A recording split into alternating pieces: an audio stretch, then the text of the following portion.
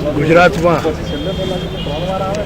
પ્લાસ્ટિકના raw material સૌથી વધારે દેશમાં ઉત્પાદન થાય છે અને આની અંદર વેલ્યુ એડિશન થાય એ માટે આ એક પ્રયાસ કરવામાં આવ્યો છે 2015ની અંદર વાયબ્રન્ટ ગુજરાતના ભાગરૂપે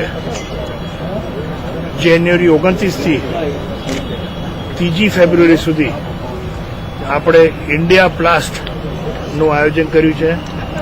મહાત્મા મંદિરમાં આનું આયોજન કરવામાં આવ્યું છે અને દેશ અને દુનિયામાં પ્લાસ્ટિક જગતના બધા જ મેન્યુફેક્ચરર અહીંયા ભાગ લે એવું આપણે આયોજન કરી રહ્યા છીએ.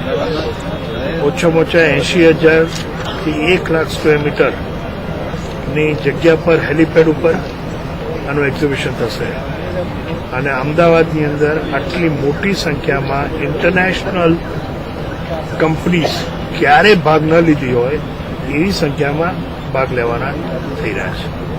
એટલે આજે અહીંયા આપણે એનું લોન્ચિંગ કરી રહ્યા છીએ અને દેશની બધી જ મોટી કંપનીઓ, પ્લાસ્ટિક મશીનરી મેન્યુફેક્ચરર્સ અને જુદા જુદા પ્રોડક્ટ્સ બનાવનારી કંપનીઝ આ એક્ઝિબિશનની અંદર ભાગ લેશે. આના કારણે અહીંયા રોજગારી વધશે, મૂડીરોકાણ આવશે અને પ્લાસ્ટિકના રો મટીરિયલ્સનું કન્ઝમ્પશન ગુજરાતમાં ખૂબ મોટું વધી જશે.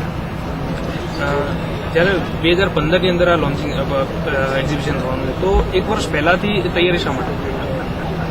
ઇન્ટરનેશનલ પ્લેયર્સને જ્યારે આપણે આપણા ત્યાં લાવતા આવીએ ત્યારે એમનું કેલેન્ડર, એમનું આયોજન એક વર્ષ પહેલાથી થતું હોય છે.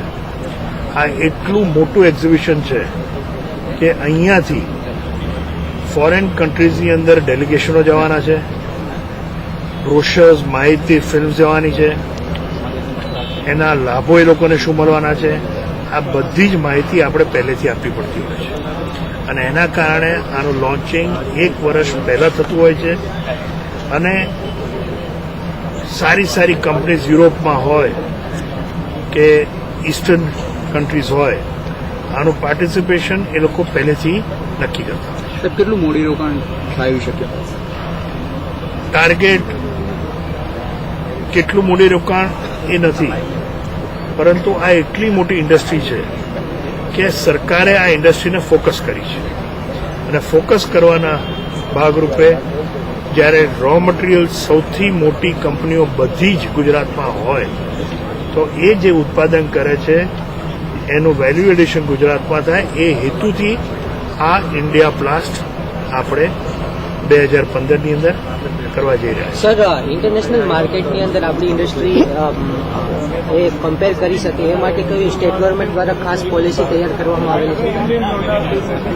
અત્યારે તો જે ટેક્સટાઇલ પોલિસી કરી એની અંદર જે ટેકનિકલ ટેક્સટાઇલ્સ છે જેની અંદર પોલિમર્સનો ઉપયોગ થવાનો છે અને એના લાભ અત્યારે એ લોકોને મળવાના છે, પરંતુ મેન્યુફેક્ચરિંગ સેક્ટરની જે પોલિસી છે અને એમાં જે ઉદ્યોગોને લાભ મળે છે એ જ અત્યારે પ્લાસ્ટિક ઉદ્યોગને બી મળવાના છે.